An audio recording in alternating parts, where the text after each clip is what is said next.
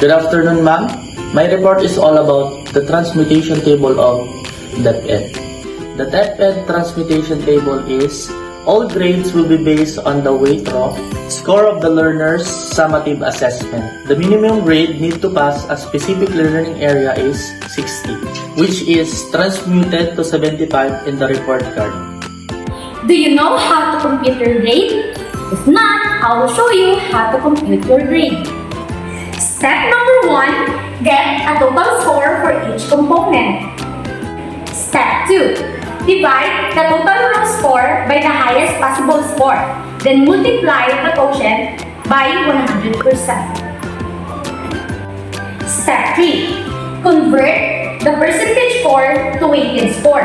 Multiply the percentage score by the weight of the components indicated in the table 4 and 5. Step number 4, add a weighted score for each component.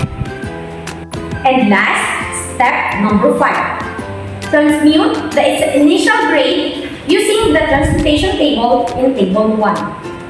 And that is the transmutation table of DepEd. Now I will discuss the transmutation of Palawan State University. Let's move to the weight and given for language, GE, social, behavioral sciences course. We have 40% for work outputs plus 60% for performance tasks. And for business, engineering, and natural science, we have 50% for work outputs and plus 50% for performance tasks. And last, for laboratory courses, we have 30% for work outputs and 7% for performance tasks.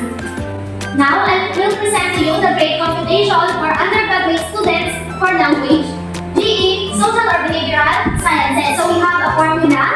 Initial grade is equals to sum of work outputs scores divided by total highest possible score times 40 na nakuha natin sa 30% ng work outputs plus sum of performance task scores divided by total highest possible scores times 60 na nakuha naman natin sa 60% ng performance task. So in addition, we have IG, which is initial grades, EG, equivalent grade, WO is for work outputs, ET is performance task, and ES is for total highest possible scores. Now, this is the transmutation table of Palawan State University for undergraduate students. 1.0 is equals to 98 to 100 is excellent. 1.25 is equals to 95 to 97, excellent. 1.50 is equals to 92 to 94, highly satisfactory. 1.75 is equals to 89 to 91, highly satisfactory. 2.0 is equals to 86 to 88, satisfactory. 2.25 is equals to 83 to 85, satisfactory. 2.50 or 2.5 is equals to 2 and 82, fairly satisfactory. And 2.75 is equals to 77 to 79 is fairly satisfactory also. And for 3.0 is equals to 75 to 76, which is fast. And 5.0 is equals to below 75 is failed. And INC is incomplete and AW is for authorized withdrawal. So we have here the computation of work outputs and performance tasks.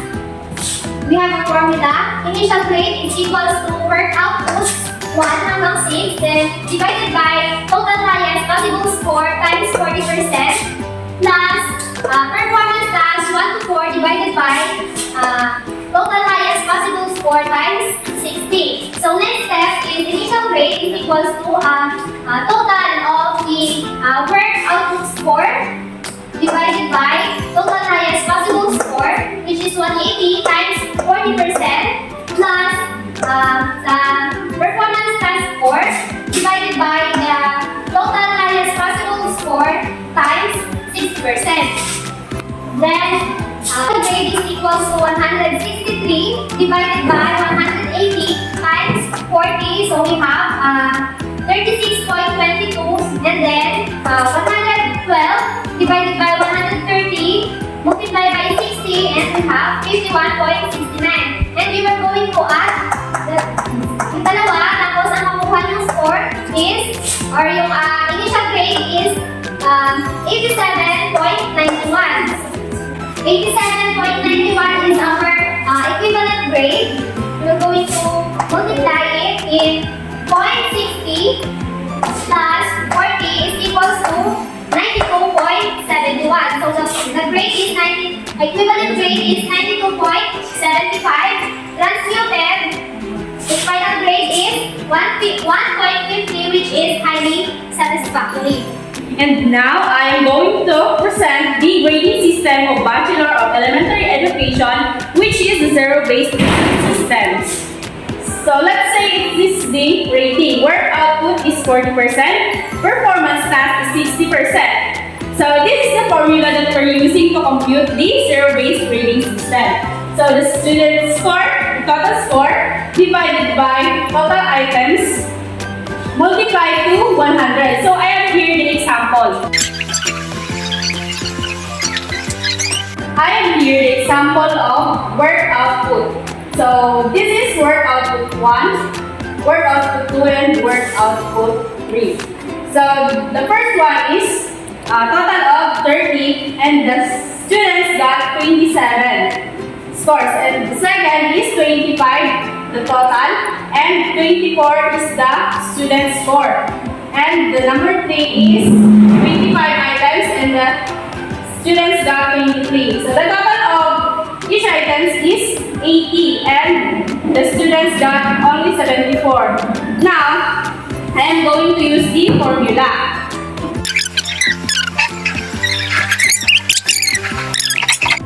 So now, this is the computation.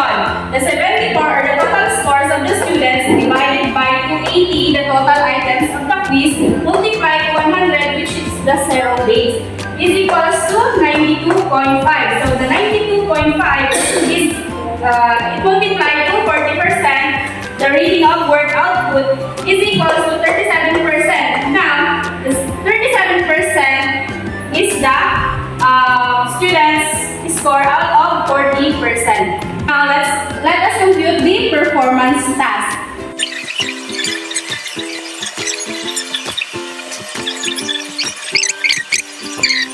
So I have here the example of performance task. So performance task 1 example is 30 items. The performance task 2 25 items. Performance task 3 is 35 items. So the score of the students in the first performance task is 26, the second is 24, and the performance 3 is 31. And the total of items of the performance task is 90. Then the students got 81. So this is the computation of the performance task. The 81, the total scores of the students divided by the 90, which is the total items, and multiplied to 100 is equals to 90. Now, 90 is going to multiply to 60%, which is the performance task, is equals to 54. The students got 54 out of 60%. Now, this is the total of work output is equals to 37%. The performance task is equals to 54%. So, I am going to add the percent. 37% plus 54% is equals to 91%, which is the initial grade. So, we look on the transmutation to identify the final grade. So, this is the initial grade with 91%. So, papasok dito sa 90.40 to 91.99, which is the equivalent is 94. Now, the 94 is papasok siya sa 93.96 in the grading system of Bachelor of Elementary Education, which is the 1.25, and it is excellent. So this is how we compute the grading system of Bachelor of Elementary Education. And now we are going to discuss and show you the scoring biases and errors. Leniency error.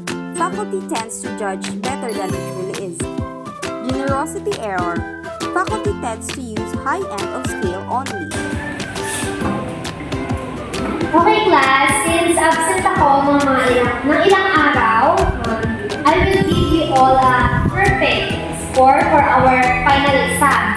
Yay! Thank you, ma'am! Severity error. Faculty tends to use low end of scale only. Ang galing mo sa Dale. Siguro ang taas ng grade mo pa yun. Hindi naman. Tara, tignan natin. Hi, ma'am. Hello. Pwede po ba malaman yung score namin po? Ano ang pangalan mo? Maganda, ma'am. Okay, ang grade mo is 75. Bakit po mababa, ma'am? Binigay ko naman po yung best ko. Binigyan mo ba ang best mo? Bakit 75 ang grade mo? Sige, nakainin pa. Central tendency error. Faculty avoids both extremes of the scale. May alam mo na, hindi ko naman nakapagpwede yung mga requirements na pagkain. Hindi mo nakapwede. Sa akin, kompleto. Hindi ko nga alam, baka mamaya mabagal yung grades ko kanya. Mali mo naman mataas din. Balita ko nga mamaya yung ibibigay yung final result. Talaga. Ano tingnan natin? Tingnan natin. Inis. Oh, tingnan mo. Ang babang binigay yung grade. Ala, same lang tayo. Samantalang hindi ko naman napasa lahat ng requirements. Ibo, di sila pag-ulit ng grades. Bias. Letting other factors influence score. For example, handwriting and typos. Can you check my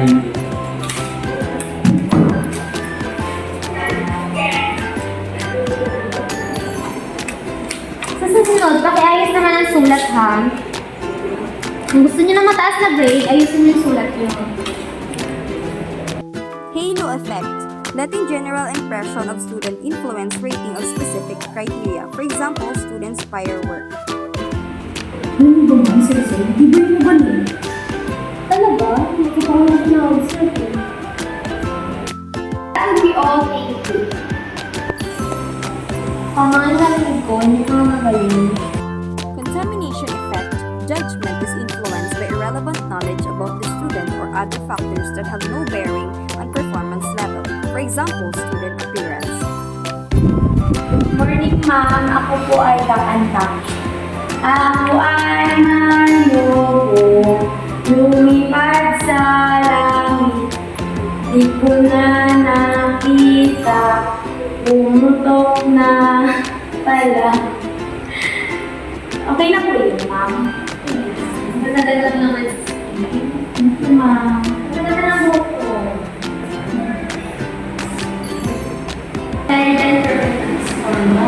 Thank you, ma'am. Similar to me effect, judging more favorably those students whom faculty see similar to themselves. Uy, safe kami ng gusto. Gusto niyo rin pala ng one piece. Sige, perfect na po. First impression effect. Judgment is based on early opinions rather than on a complete picture. Ano ba naman ko? Nakakatamad namang basahin ng paragraph pa lang. Hindi na maayos. Hindi ko nakajustify. Contrast effect. Judging by comparing student against other students instead of established criteria and standards. Good afternoon, ma'am. Ma'am, magpapatid ko sana ako ng product. Ano ba itong gawa mong Elvis? Nag-effort ka ba dito? Buti pa yung gawa niya, no? Malinis, maganda. Tignan mo yun sa'yo. Pakiulit, please. Rater drift. Unintentionally redefining criteria and standards over time or across a series of scores.